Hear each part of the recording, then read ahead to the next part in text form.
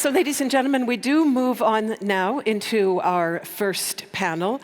And as we mentioned, our different panels do mirror the different phases of that lifelong learning chain. So we're going to begin with the digitally enhanced classroom. Key questions: how we can ensure the active engagement on the part of learners, because as you know, that active engagement is absolutely crucial to ensuring that inputs, in fact, deliver outputs. How can we adapt instruction to individual needs, customized learning, and at the same time promote collaboration? Those are some of the issues that we will be addressing with a very eminent international panel. And I will introduce our chair and our input speaker in just a moment, but I want to first let you know how you can participate in our panel as well, ladies and gentlemen, also in the streaming audience. We have an interactive tool called Pigeonhole, and I'm hoping we're going to see, well, we don't at the moment, but here's how you find it. You turn over your badge and you look for the Pigeonhole address, or you now go to the following address. It is pigeonhole.at/GLC, of course for Global Learning Council, 2017. And as I say, you'll find it on your badge's reverse side. If you go to that site, you will then see the agenda. If you click on a particular agenda item, in this case panel 1, you will then see a screen where you can, where it says view this Q&A. If you click on that, you can write your question, or, and this is really great, you can like somebody else's question, because, small hint, the panel chairs are likely to take the questions with the most likes. So feel free to ask an individualized question, but if you like somebody else's, it might have a very good chance of actually being posed. So the panel chairs will be, it will be delivered into their hands, an iPad on which they can find the questions later on, and they will bring them into the discussion when they see fit. And because we are very anxious to have active engagement right here in the room, we also, you can ask your questions the old school way, at least it's kind of old school. We have microphones, but they are rather unusual microphones. Would the microphone holders kindly stand up? We have one right here, and we have another one, should be in the 4th row. Sabina, ist da auch ein Mikrofon? Ja. Okay, so if you'll kindly stand up and show it, exactly. So these are embedded microphones. They're embedded in these things that look like dice, but they happen to be soft and light, which means you can throw them. So metaphorically speaking, with a throw of the dice, you can pass the questions on to someone else. If you would like to speak into an embedded microphone, then please locate one there or there, and you are very welcome to speak then when your chairs call on you. So indicate that you have a question and the chair will then find you. The discussion of the digitally enhanced classroom will now begin with introductory remarks, and afterward the panel chair will take over. The panel chair is Eckhard Winter. He's Managing Director of the Deutsche Telekom Foundation, and it's my pleasure now to hand over to our input speaker, Executive Director of the IWM, that's the Leibniz Institute for Wissenmedien, which is an independent research institute that focuses on how digital media are influencing knowledge processes. Please give a very warm welcome to Ulrike Kress. Thanks.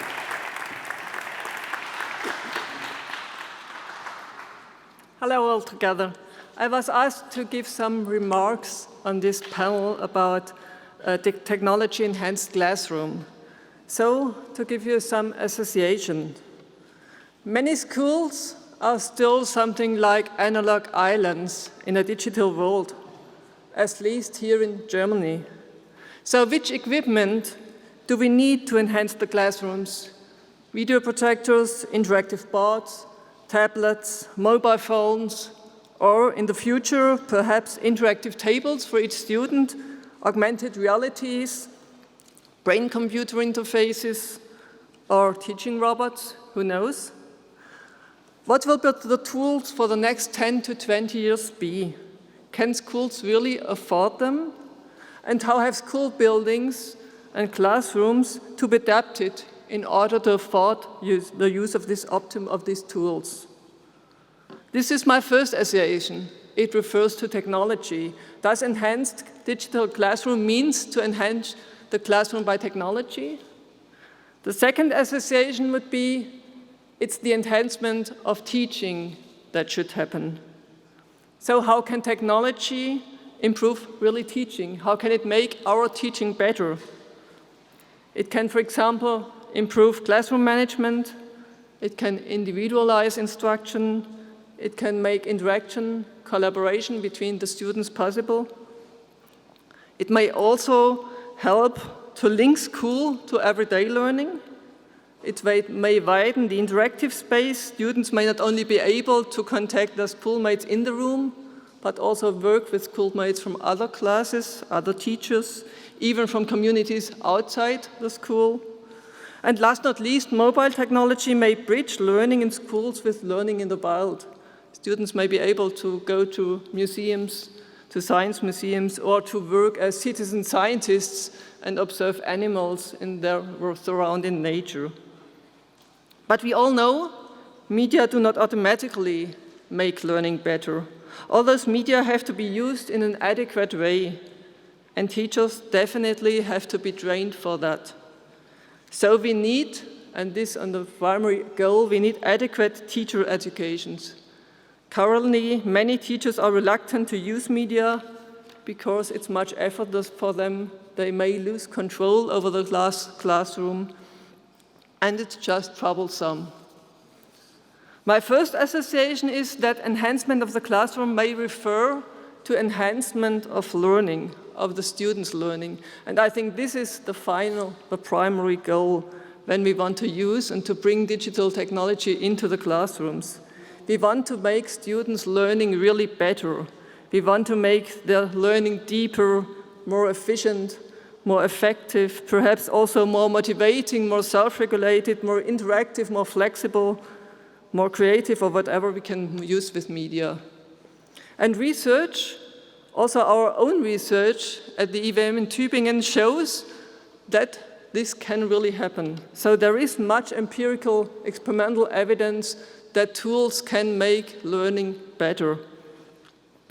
But we have, of course, to have adequate learning settings. So we need the other issues too.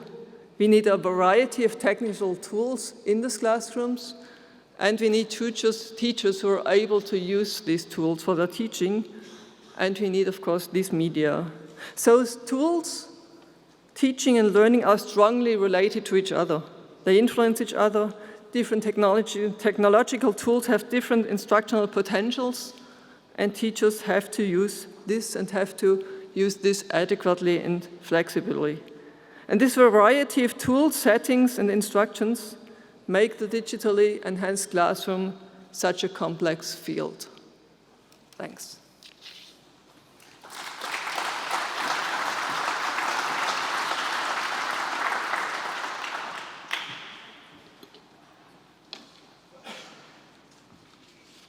Thank you very much, Professor Kress. My name is Eckhard Winter, Managing Director of Deutsche Telekom Stiftung. And maybe just 2 sentences of what we are doing in the foundation. Our focus is on science, technology, engineering, and mathematics education, in short, STEM education, and education in the digital world. And therefore, we are happy to support the Global Learning Council Summit. It is impossible, I think, to pick up on all aspects you presented in the remaining 18 minutes. We are behind schedule already. So I would like to focus on 3 aspects. The first one is collaborative learning communities beyond the classroom. How will continuous professional development of teachers and education experts may look like in the future? And I'm pleased to announce Holm Keller, who speaks for the OECD on a very new innovative tool. The second aspect has been touched upon by Volker Meyer-Guckel, the pedagogical concepts that are missing.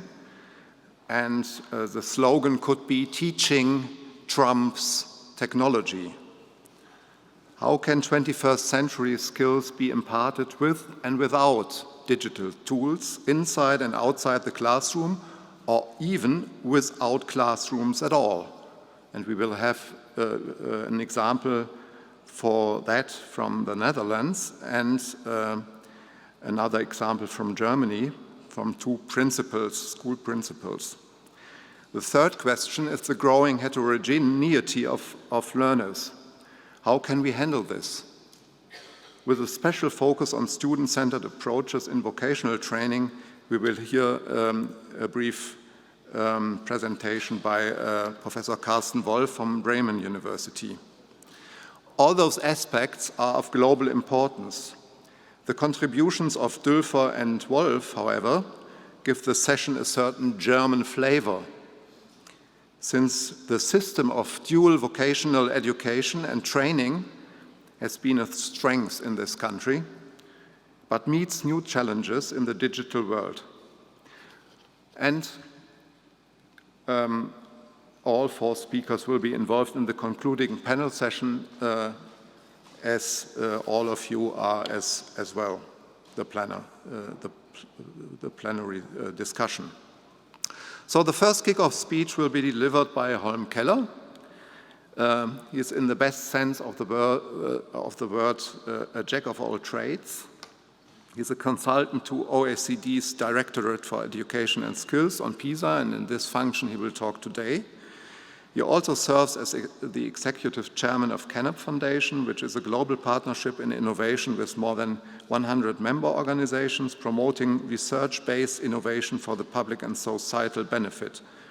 Previously, Mr. Keller acted as executive vice president for university development and innovation at Leuphana University of Lüneburg, a very innovative university in Germany, and he held top management positions at Bertelsmann in Shanghai, Seoul, Sydney, New York, and London.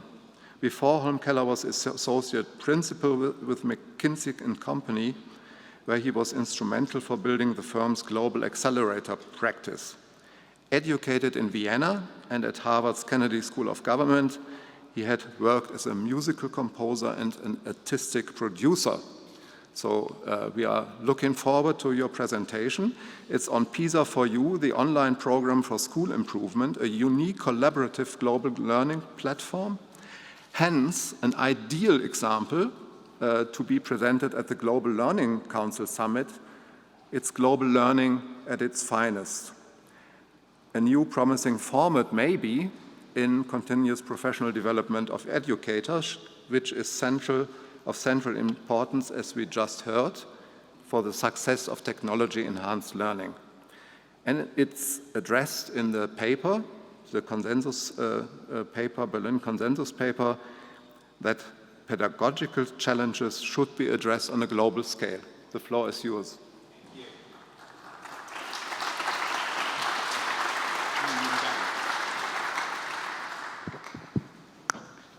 Good morning, ladies and gentlemen. I am here to introduce you to an online pedagogy that we have been quite successfully, from our perspective, experimenting with at OECD's PISA system. This was made possible by a number of foundations, most notably by Deutsche Telekom Stiftung, who made the initial grant that allowed OECD to get the program rolling. So we are very, very grateful for this opportunity. PISA for You. Can you click, please? Aha, there is a clicker here. Okay, self-clicking. Okay. PISA for You is a pure online program aiming at grounding PISA in schools. As you know, the working horizon of PISA is schooling systems, educational systems. And one of the challenges and opportunities going forward is around how to much deeper involve teachers. There's a number of digital opportunities the PISA team is currently using. We have a PISA test for schools, which allows individual schools to benchmark themselves against other schools, so to take learning on the road without involving ministries and the like. There is also PISA for You, which is a mode in which we have been reaching out to teachers globally, asking what you could do better in order to improve teaching outcomes in your own teaching environment. And teachers do that in global teams, which is also based on an understanding that probably many of you have read the PISA reports, but almost everybody is lacking experience on what on earth in the classroom do the colleagues in Singapore, for example, really do differently. And to get that opportunities to teachers, we are forming global teams. One team has 5 participants from 5 different countries, but they are all teaching the same topics in about the same grades. So PISA for You is still running in its pilot phase. So I'm giving you a sneak preview now in how it looks like. I can tell you that OECD is considering to move that program forward because from our perspective, the initial findings are extremely encouraging. So the didactics is all about learning in teams. We know that retention in online programs is significantly higher if you work in teams. We know that landed in classical university setting, learning from peers is as important as learning from instructors. And we have built a way on how to create that team learning environment online for our purpose. This is mainly based on peer review and peer accountability. So we're using the quote-unquote old school peer review aspect so that every paper, everything that is written is reviewed by peers before it is being reviewed by the actual instructional community. There is a large degree of accountability that comes from that process. You can see that in the beginning, teachers who participated in the program were uploading pseudo-pictures using pseudonyms. At about half of the program, almost everybody had his real picture, his real name, and in many cases, cell phone numbers and stuff on the platform. So a trusted system has been built. We are using a learning cycle process. The system is built on so-called assignments. So each team resolves 5 assignments in a row, which start with the preparation phase, go through the collaboration phase, and then the evaluation cycle. They build on each other and go to an end product, which is very important for retention and also to see the big picture of what the thing is actually going to be there for. Okay, that clicking thing is not the best technology in the world, okay.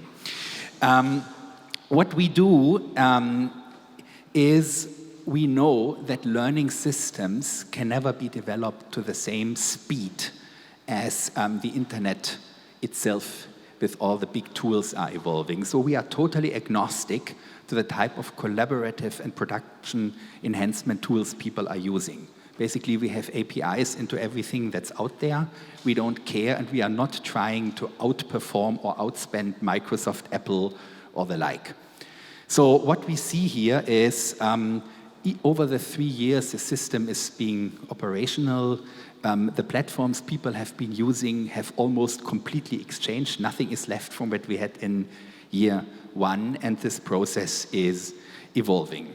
Very critical to the success is that this is not a self-learning system. So it's not only a lonely, you are not only not a lonely wolf, you are in a team, but moreover, your team is supported by tutors and mentors. This is expensive. It is not cheaper than regular classroom education. It does not provide economy of scale. But what it does is it provides a more structured and in many cases better support structure than you can ever do in offline learning. As a fundament and as a basis, the PISA team has produced a number of best practice examples. So to stimulate thinking on this program, one that might be particularly relevant for that forum here is actually a very deep look inside of one of Singapore's best schools and a very deep discussion in that on how they achieve their results and how the actual classroom preparation and classroom work goes. So have a look, it's quite interesting.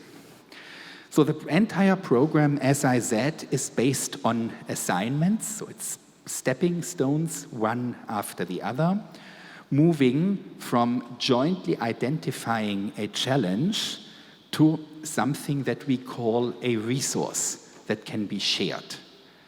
So participants go through the process of identifying topics where they believe they can make a difference and where actually delivery at school has a big lever to improve. And they build jointly with an experience from, say, one participant from Singapore, one from Lithuania, one from the US, one from South Africa, and one from Russia, for their particular topic, mathematics grade 8 or whatever it might be, at a general school, they develop a resource that could substantially improve on that dimension, and they do it based on experiences of 5 different educational systems. All of these resources are in a database. They are available to the PISA process, but also to the scientific domain at a larger scale. We had about 5,000 participants from 172 countries. I won a bottle of champagne because everybody was saying teachers are not going to do that. What's in it for them? Why would a teacher spend 5 hours every week without being paid? They are anyway overworked, underpaid, so on and so forth. The opposite was true. We had to close registration very quickly. We have a global outreach with 172 countries that OECD rarely reaches, and we have a very high retention rate in that program. So most of the participants are actually teachers. We are in the evaluation now looking at how that very odd mix of countries, I put you the top country participation in there, quite female, which is to be expected. What is interesting is that almost, well, a little bit more than a third were entire mobile users. And the interesting thing is most of the active users were mobile users. So brought us to a challenge that these folks are writing texts, creating presentations, interacting entirely on their cell phones, which from the IT development perspective is something we need to consider to improve on for phase 2. Now, if you look in interim, what have these communities chosen as a big challenge and where a lot of the work has been conducted upon? The key topic is student motivation, and it's interesting to look at the programs that have been developed.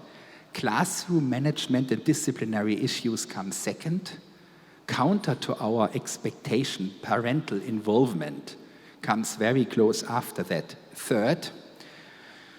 Fourth, bringing 21st century skills into school curriculum, and technology was really only the 5th issue that has been ranked. The community is very vivid. As you can see, people show their original pictures. There is also a dating aspect to that, like in all of these online platforms, which is funny.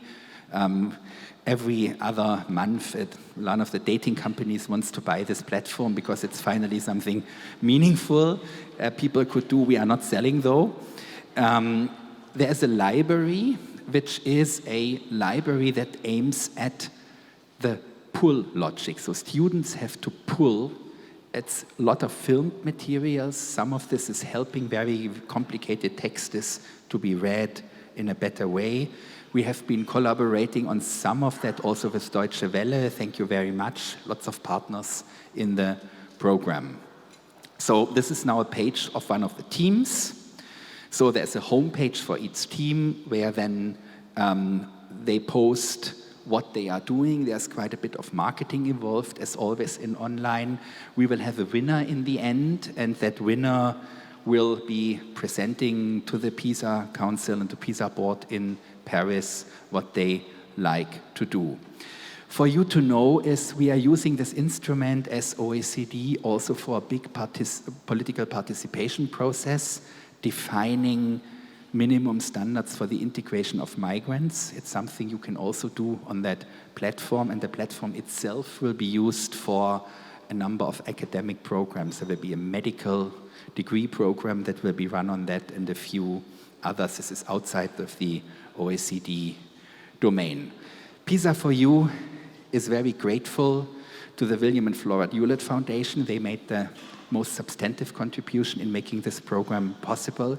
Deutsche Telekom is to be thanked for in all tonalities, the first German funder ever to the PISA system, so we are very grateful, and a number of other parties who made this successful. Thank you very much for your time. I'm 2 minutes behind, I apologize.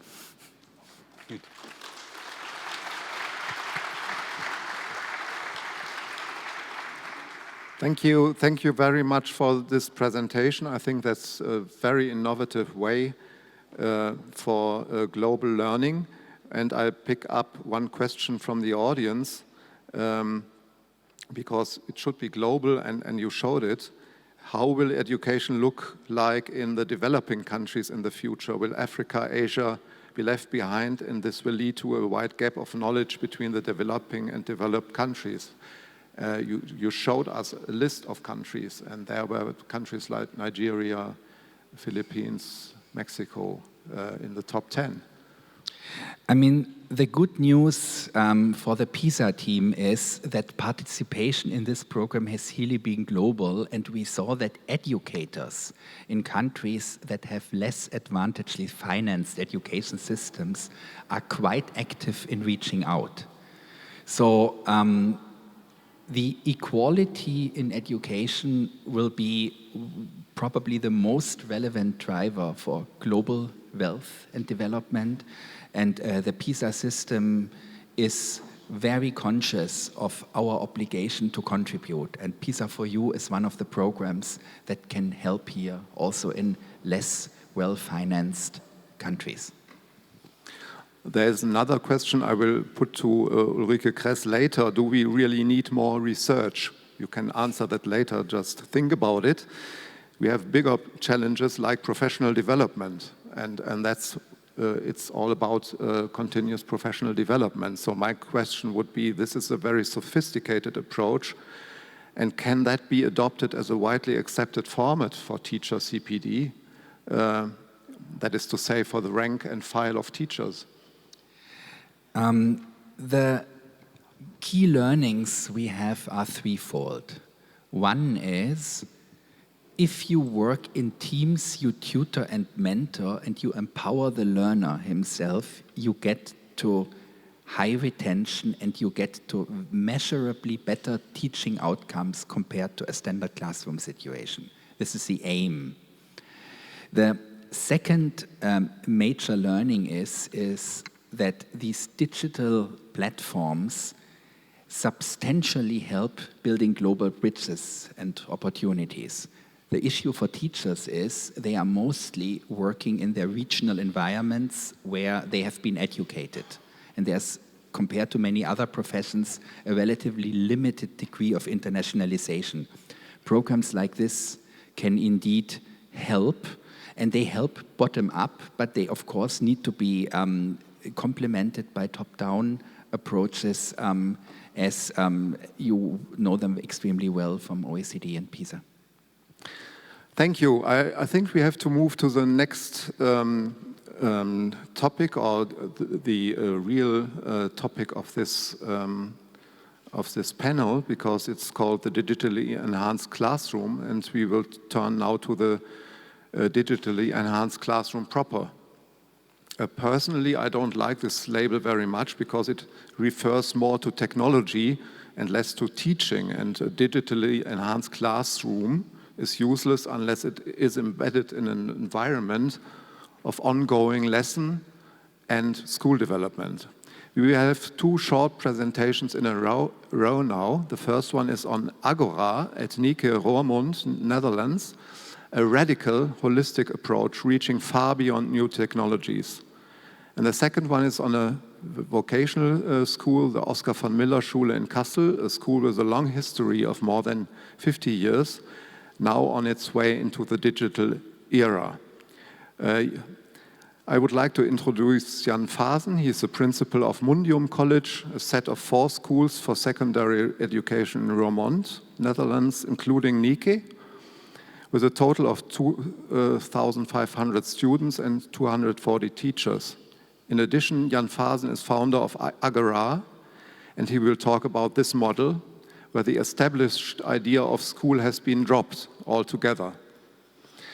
So the floor is yours. You have 10 minutes to explain what is Agora, other than the central meeting place in ancient Greece. Yes, absolutely. Absolutely. Thank you very much. I feel very honored to be here in this wonderful building, in this wonderful city, to talk about Agora, to share some ideas we have about what is education in this era and what needs to be done to bring children to learn again. This is Nike.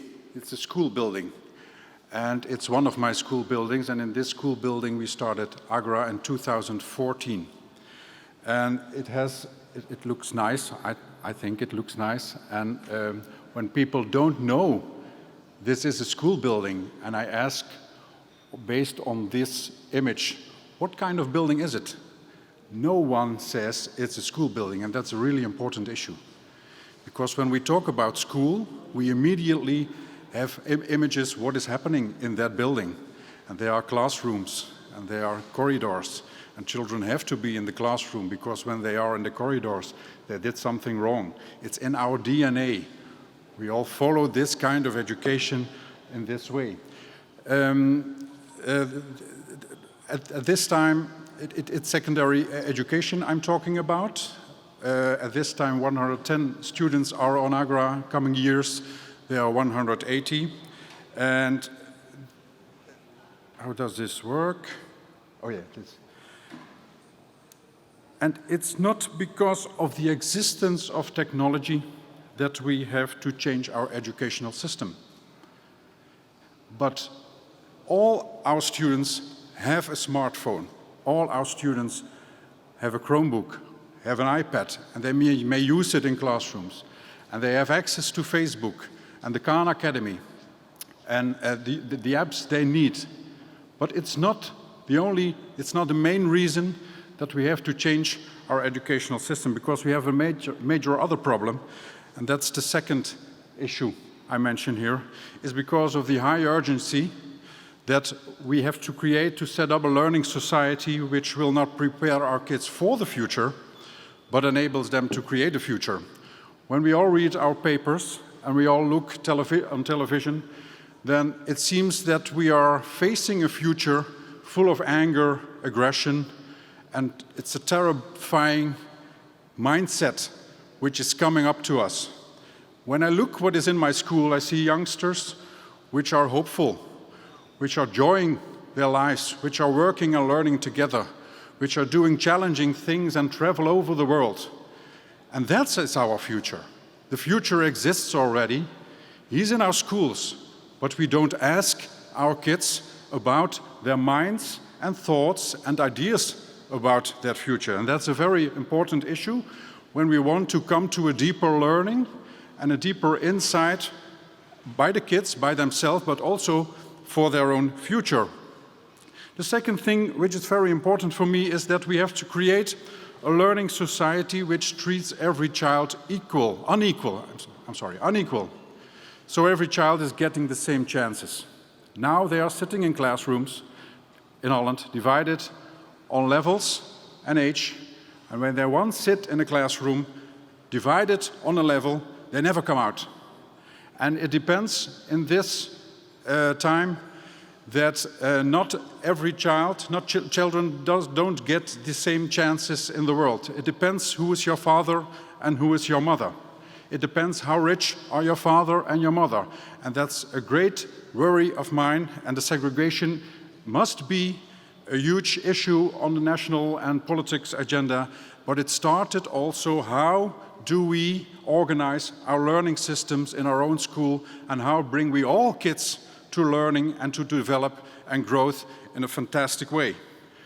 Another insight is a learning society, which the world's great and exciting challenges unlocks for our children. The curriculum is on the street, not in lesson books. 98% of the curriculum is on the street, is in the world, is in the companies, in the institutions, is with our parents.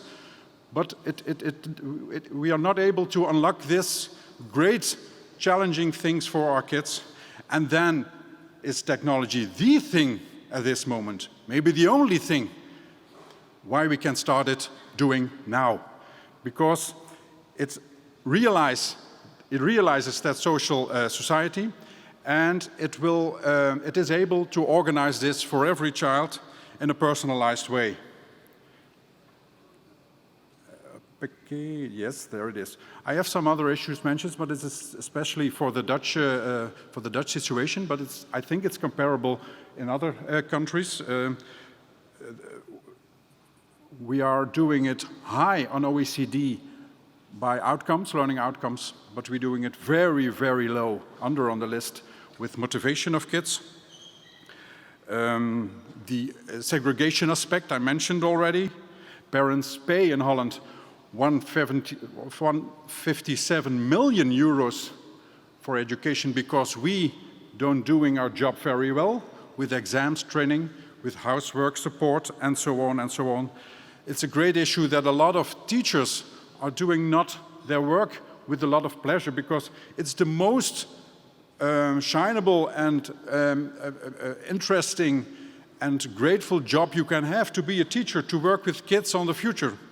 But they don't feel it like that anymore. That's an important issue we have to work on. So sit down and reflect on the question, what is why we are here on this educational earth? When we should have the opportunity to start again now, would we then build these buildings with classrooms and corridors, with 25 chairs and tables over there and one teacher over here, and the kids are waiting, sometimes without aim, sometimes without motivation, what the teacher is starting to tell? Would we start again in that way? I don't think so. I don't think so. So we have to blow up the system. We have to finish it. And that's the reason we started Agora. 100 students, 100 personalized routes. Thanks to the technology, because for 20 years ago we couldn't, because we had it all to write in cahiers what every child does. Technology helps us on Agora. But learning starts not with the curriculum. Learning starts not with the lesson books. Learning starts with wonder moments and asking questions. And that's the starting point of learning of all that Agora kids. When you come to me and you see the building I showed you at the start of my presentation, and you come in that building, also when I came here with my son this morning, I say, wow, what is this? Wow, it comes to my heart. And what is this? It's a question. And the learning has started. Investigate, what is this? How did it come so far? And well, the second thing is in collaboration with the world. Learning in ecosystems. Schools are no longer the cathedrals of learning.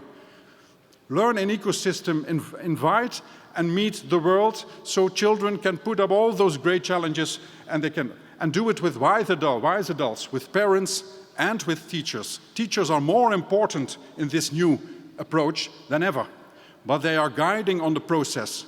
They are not guiding on the result. They don't need to know everything about what is going on in the world.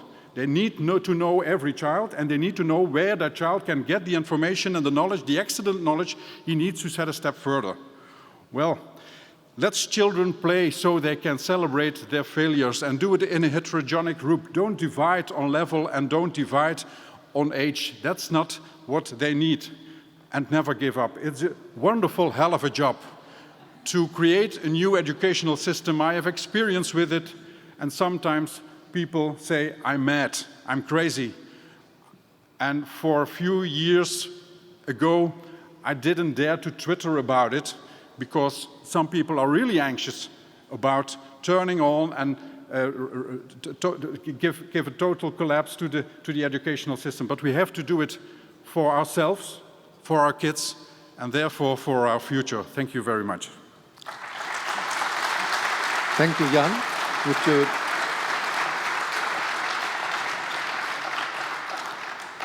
Here is a couple of questions. Just 3. How does Agora perceive the process of assessment in education? And is it really a unique instrument, or do you believe it can be a methodology disseminated in a number of countries? Let's start with the last. Every child will grow and becomes, how do you mean, vleugels? Wings, yes, thank you very much. Becomes wings when he gets attention and when he is able to tell what is in his mind, what bothers him, and what he is looking for. And when there's someone who will help him on that process to become a better person in the world.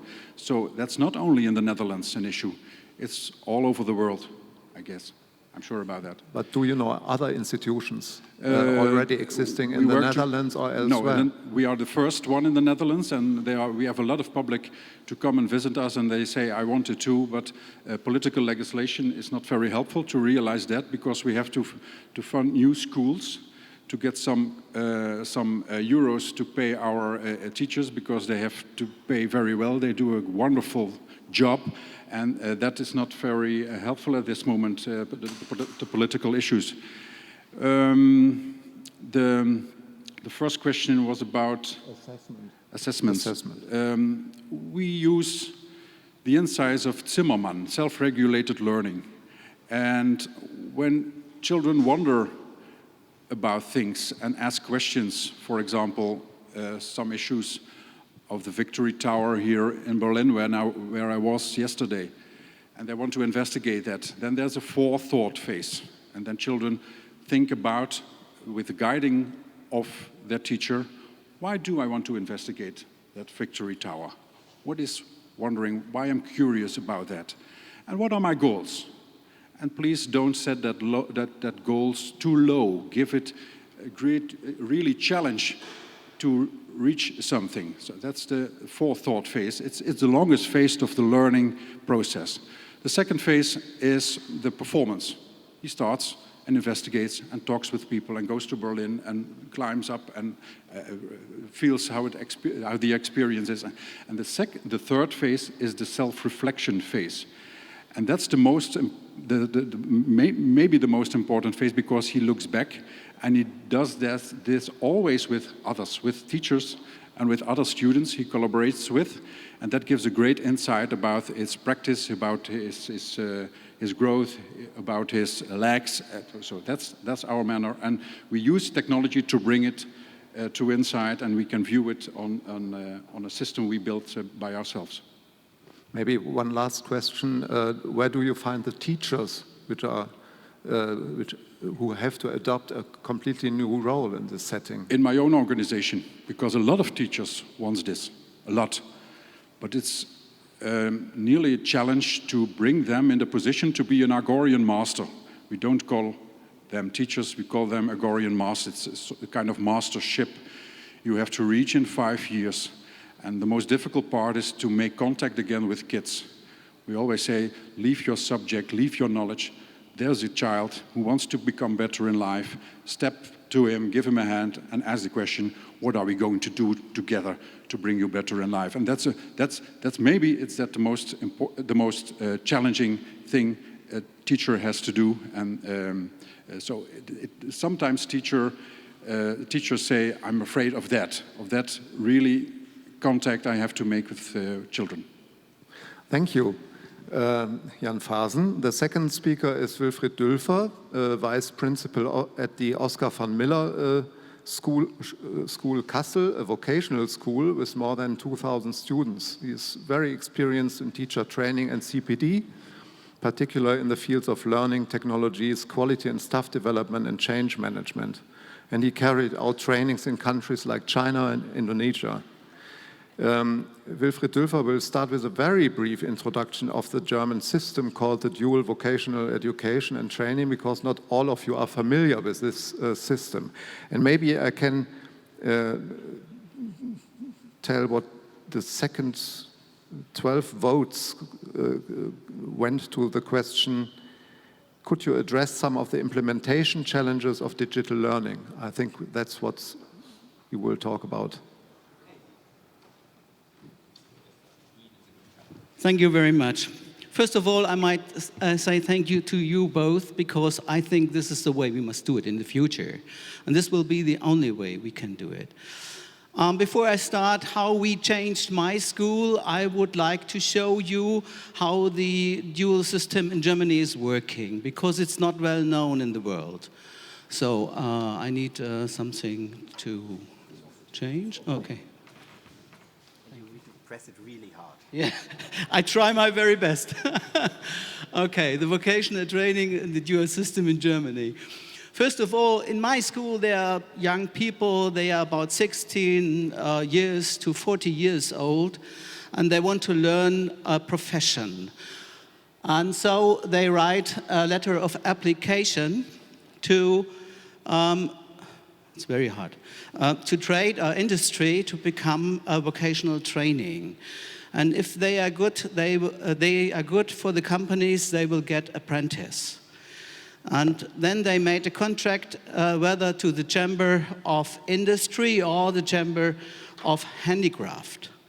And now comes the dual partner. The dual partner in Germany is the vocational school.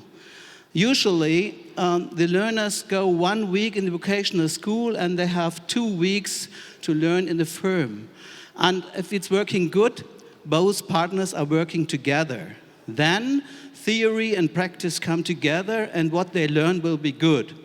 This is not researched by you, but it's researched by Professor Rauner from from the University of Bremen. And he researched which is the best system in vocational educational training. And he found out that 3 countries are doing that. This is Germany, this is Austria, and this is Swiss. And my school has a question from China to come to China to bring this system to China. But it's not so good for my school, because I can only send my good teachers. This is bad for my school, you know. And let us look why we have changed the system in my school before I show you how we have done it. These are the most important competences what industry and handicraft wants to have from young people. It's not very new. It's from 2005. There's a new study, and they say the same. And when you look, you see you must have the language in reading and writing, and you must have a second language. This is usually English, or for the other lands, perhaps German or French or something else. Better like Chinese. If you look here in this line, you can't find anything about the lessons like German, English, mathematics, or something else like this. What we know is that when the students are able to fulfill these tasks, they will be able to do everything. And that's what you said. So let's look how we have done it. I painted a picture for you. This is usually on a on a paper, but I made a photo. My opinion is that we have to change the attitude of the teachers. Our problem are not the students or the pupils. Our main problem in Germany are the teachers. We must bring young people from dependence to independence. This is the job we have to do, and it's the best job in the world. I agree with you. And the aims is to give more empathy, more motivation, more success.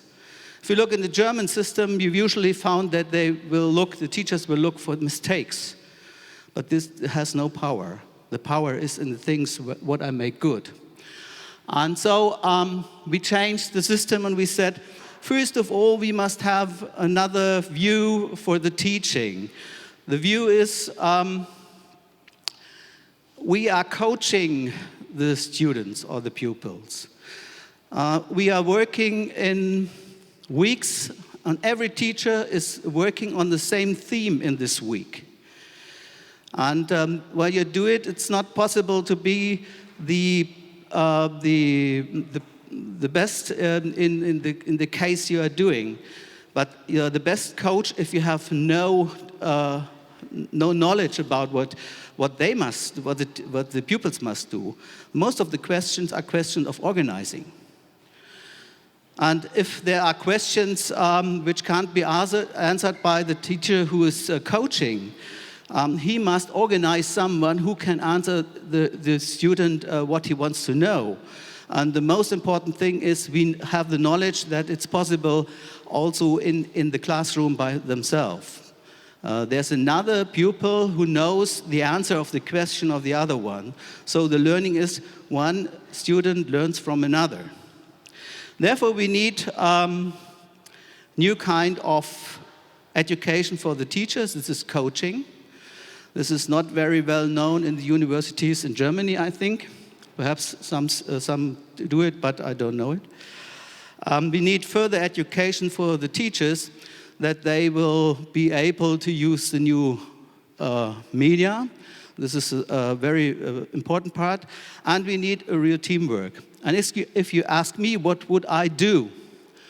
I would like to say, let us open the school at 7:30 and we end at about 17:30 or something else like this.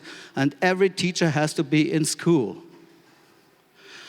And they have 30 days of holidays or not more to give no new development for new teaching materials. So and the blue part on the figure shows to make learning better, we must use new technologies. But it has only the character of, yeah, I will be there if I need it. It's in the classroom, if I'm exploring something, I go to the, I take my iPad or something else like this, and I explore it with my iPad or with my telephone. And also what you need is we have a quality circle around, outside. And the yellow plan outside is planning, doing, evaluation, and then act to be in a new circle. That's what I want to say in the moment. Thank you very much, Wilfried Dülfer.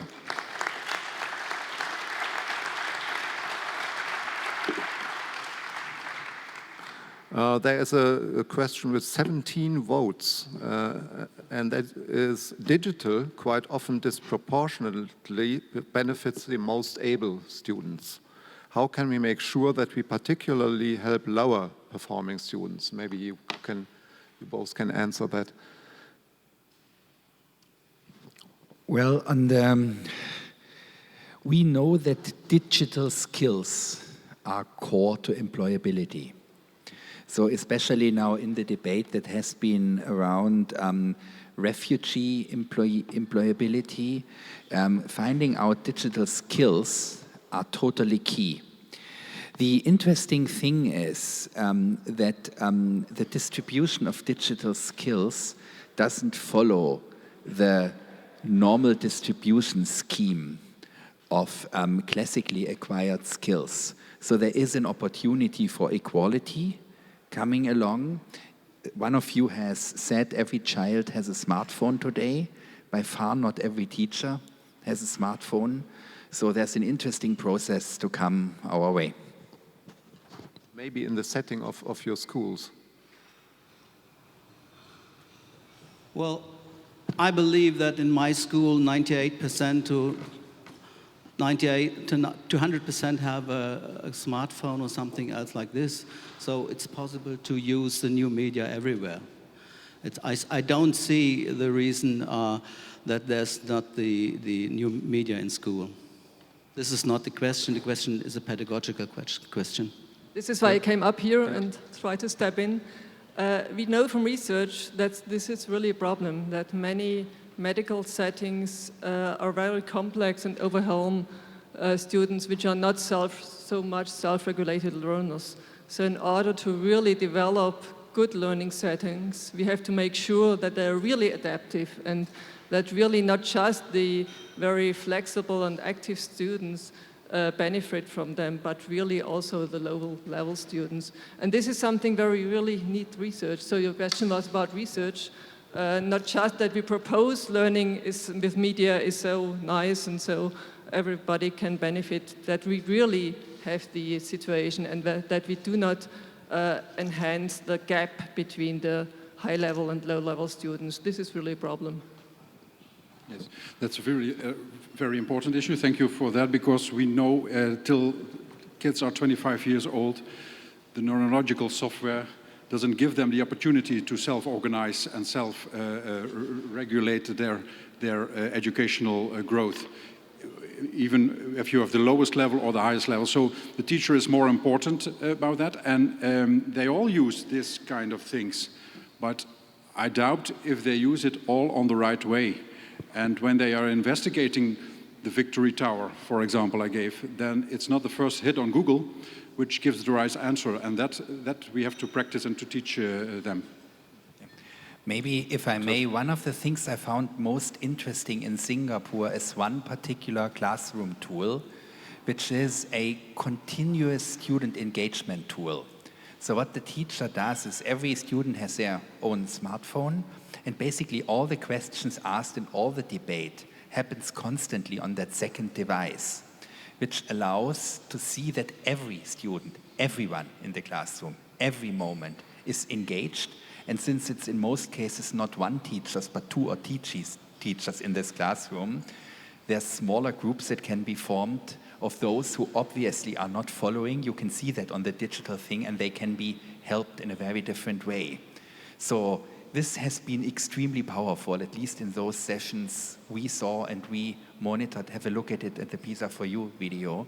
This is a way how digitalization in the classroom can enhance equality and can enhance transparency and create opportunities that you otherwise don't have.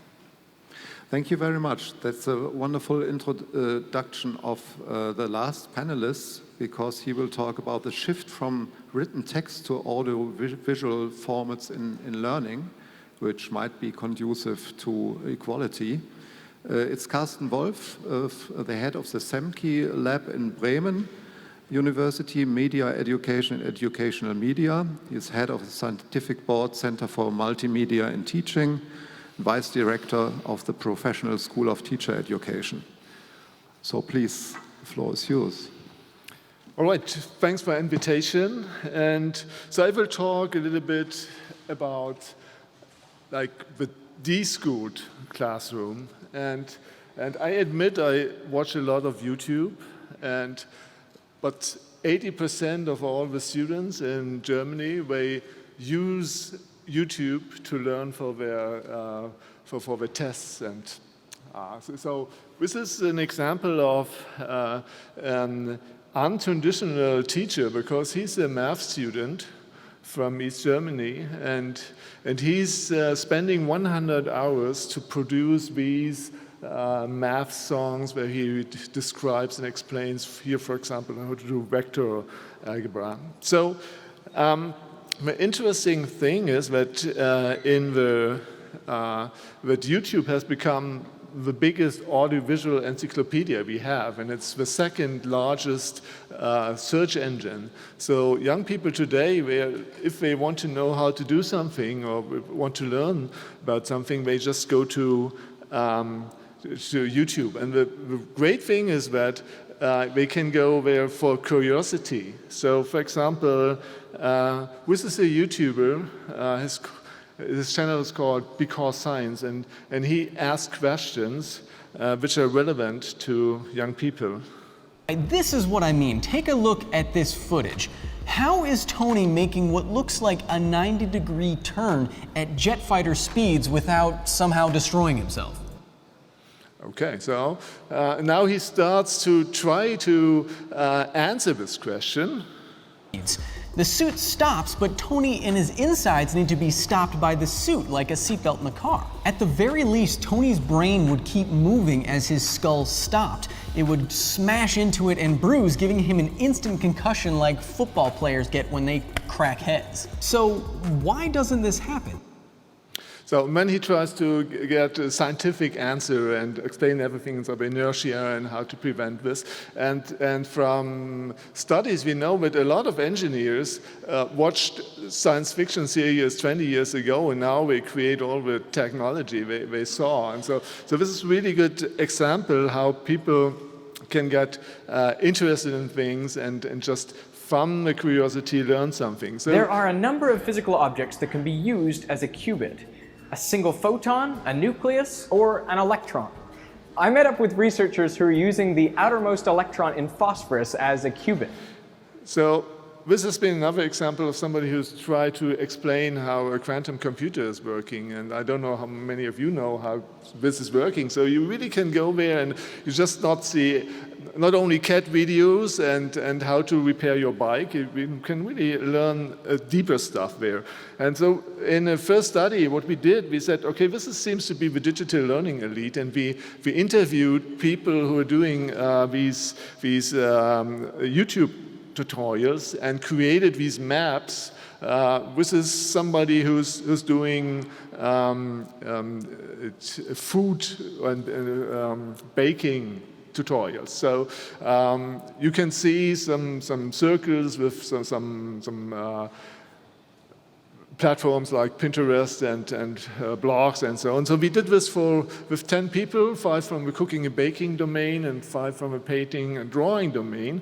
And what you can see is that there are some media all of them are using. So they're using YouTube and they're still using books and magazines. But then there are domain-specific differences. For example, the painting and drawing people, they have a platform which is called DeviantArt, where it's like a forum, and they post and share all their stuff and discuss it. And nobody in the cooking and baking domain uses it.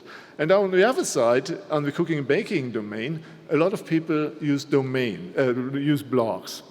So in communication and media research, we look at this, we say, okay, everything, all the media which is there is a media environment, and we look at these individual media repertoires of these learners, and then we build a kind of learning domains media ensemble. This is all the media which is used in this learning domain. So we studied 2 different domains. The one was multiplayer online gaming, so all the people shooting each other in online games or playing multiplayer online battle arenas. And on the other hand, people DIY and makers, so the 3D printer people and people creating stuff. So again, there was a large overlap of the big platforms like Facebook and YouTube and blogs, which all of them use. But if you then looked at the other media people were using in the DIY maker, you see a real large amount of different media, and it's this much more complicated if you would see it in a typical school where you just have 4 or 5 media types. And the interesting thing is that really in each of these domains there are really complex, different ensembles you can see here. And so this means there's a big differentiation in this de-schooled learning environment, which is happening in a way self-organized. So this is what we are doing in the mediatization research. And if you look at the picture, it somehow looks the same with different media. But what we are thinking about is it really the same? And is this the same structure? So it's not just the media you're looking at when you're analyzing learning, but you have to see who are the actors. And so what we did is that we studied the actor constellations of learning, for example, in the multiplayer online gaming area. And when you can research discourses in these learning domains, what came out is in all these deschooled learning domains, each of them, we have, well, obviously we have a learning arena, but we also have a big commercialization arena. So in school, it's much more close, and we try to be non-profit, and there's not so much thinking about how to make money out of it, at least in Germany. But in these areas, we really have to look who's setting the curricula, what is learning, so we really have to be critical about that. And then there are other domain-specific arenas, in this case, that's the metagame arena. So who's playing Clash Royale or Clash of Clans from you? Just one, okay. So these are big online games you must see to understand what your students are doing. Each month they change the rules because some of the things you can use are too mighty, and then they just downgrade them, they nerf them. And when there's a big discussion about this, and this is a metagame, and this is a really intense learning situation. So here we have the metagame arena and the DIY maker arena. You have something we call the sharing community arena. In this specific domain, you cannot learn, or you cannot be an important member in setting the curricula if you're not sharing. And so I think this shows that you really have to look at each domain to understand it. And so to sum up, the thing is now, how can we connect all of this back to the vocational system? And one of the problems is that I showed you all these YouTube tutorial people, and they are great, but there are not so many. And a lot of young people, even here in Germany, they don't get into the system because they don't have a language and all that. So how can we get some interest, take their interest, develop skills, and get them into a vocational apprenticeship?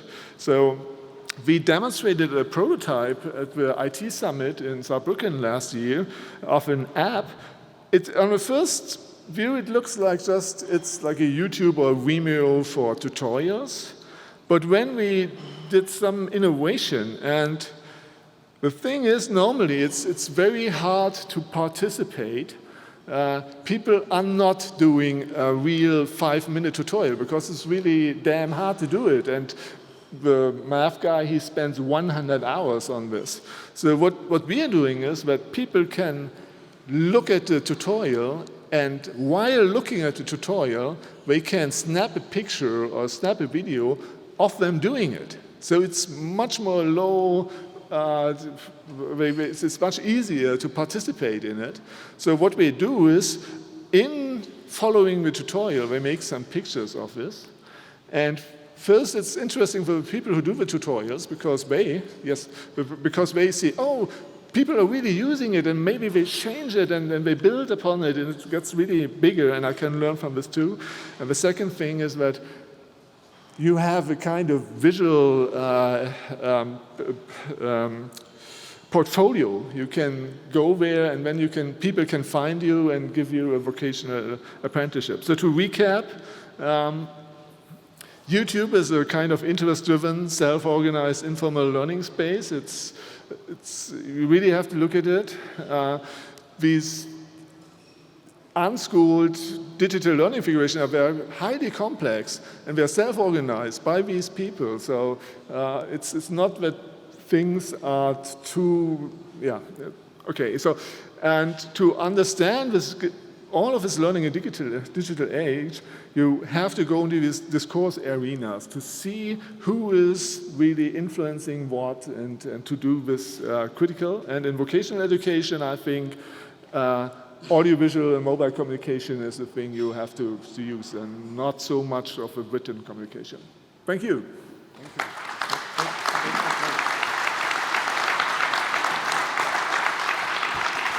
I think the mic is on the move now for you. There are overarching questions like what do we need in education? Is it disruption and revolutionary approaches, or is a gradual development step by step also possible, or a coexistence of all that? Another question could be exponential development in the digital world. Is it more formal, non-formal? We heard about these YouTube approaches. And the Berlin Consensus paper mentions as item number 1 mindset. How can we change the mindset of educators to adopt new roles and embrace technology for better teaching and learning? These are the questions, and now it's your turn, but of course the panel is also active, still active. Jan. Well, I think we need a disruption, but not a revolution, because it's all about kids and their future. And I mentioned already, I have 4 other schools, and they are normal traditional schools, but they are moving in another kind of mindset now. The teachers who are working there are moving in another kind of mindset, and then it's all about leadership. It's all about leadership. I blamed a few minutes ago a little bit the politics, but it's all about leadership, and there are not very many school leaders who have the guts and who have to dare to topple down the system and build a new one together with their teachers, because you have to do it together, not with the revolution, but with an evolution, by showing what is still going on in the world, bring them together and talk about it, and show each other what you have to do in certain situations. You have to do it for sometimes, so you can learn and figure out for your own feelings what is good and what is bad. Okay, are there questions or comments? Yes, I actually have a question, and I may just take the microphone afterwards because it's so neat. My name is Patrick Russell Allison from the Bill and Melinda Gates Foundation. I heard earlier on that a few of the keynote speakers were talking about how more research was needed to figure out, does this digital innovation stuff actually work? Can you talk a little bit about the tension between doing, 5 to 10 years of research and missing an important global trend? Well, I think we have research since 20 years about technology-enhanced learning. Many of this research is evaluation research, which means it shows that a learning setting in a specific context with a specific teacher with a specific content is effective. What we really need to have is really research that can generalize these results. And there is some research going on, of course, some research also trying to link this kind of media stuff with what we know about learning in general. So it's not everything going different now because we have media, so the learning system in our mind is the same. So we have to link this research about media to the basic research about cognition, about learning, about teaching. And we have to do some meta-studies now. So we have to try to generalize or to look across the different studies we have with good methodologies sometimes, and to find some effects we can really see as a summary or as a whole. And what still now is really missing is some more large-scale studies with controlled studies. So in PISA, for example, and other school studies, we have much better data with much larger samples, which representative samples. We don't have this in the media aspect, and this is what we urgently need, I would say. Very 1 second, digital skills will appear in PISA at some point, so this is to that. The key issue is a redefinition of what didactics is. We have a lot of science in almost all the fields. We have wonderful publications. What is lacking is taking into account what you have just described, how young people actually do interact with media and how learning does happen, to redefine how didactics in this world has to be composed and what are actually the didactical systems to be used. There are not shortcomings, there are tremendous and massive shortcomings. So from our side, it is about running pilot projects and evaluating those extremely well, making the findings known to larger communities and allow governments and entrepreneurs and civic society alike to build upon that. Thank you, Carsten Wolf, and then we have another question. Yeah, I also would like to add that in my group we are using the approach of design-based research. So I used to do this kind of research where I developed something for 2 years and when I really tested it and so on. We cannot do this anymore, I think. Well, in basic research, yes, but to really get this forward going, in design-based research you have cycles, and it's really short cycles, and in the first beginning when you try things out, you really get from doing it, evaluating it, and reiterating it, in just like in agile development, in just a few months. And this is really a good add to the basic research. Yeah, I'm Volker Hartkopf, I'm also from Carnegie Mellon, but my question is, how do we address the challenges to make opportunities for the next generation? And here is my proposal as a question, and that is, how can we measure the actual performance of the school building and compare that to the health and well-being of the occupants, and how other school buildings all over the world can learn from each other how to make their own built environment an opportunity for the next generation. And so the data analytics, the measured reporting and verification is a very important issue that the digital revolution can address. But right now, it's not being addressed enough. And in the Dutch example, it was a wonderful example of making kids experience what it looks like to see the future that's desirable. So that's my question, how digital, let's say, innovations can address the challenges to make opportunities for the next generation. Anyone? Well, first of all, I might say my opinion is that we have to change the attitude of the teachers, like I told. Our problems are not the students, and then we must use learning management systems which are globalized, perhaps, like Khan University or something else like this. And it's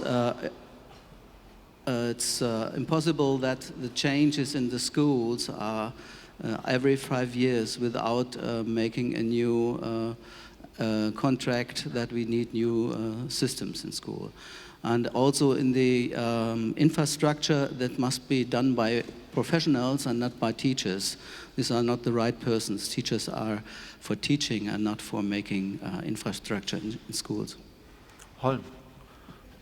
We know about the massive importance of architecture and physical environment for the learning process. We know it in university, we know it in schools.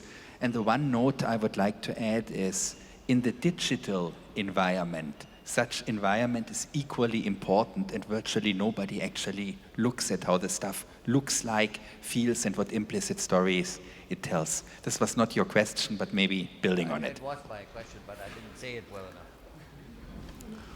I think this discussion is also reflected in the Berlin Consensus paper, because it speaks about holistic strategies, and I think that's very important, that we think bigger in this field.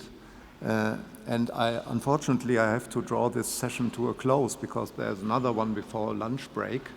But I think all the topics will be taken up later during the conference. We will have a wrap-up session tomorrow.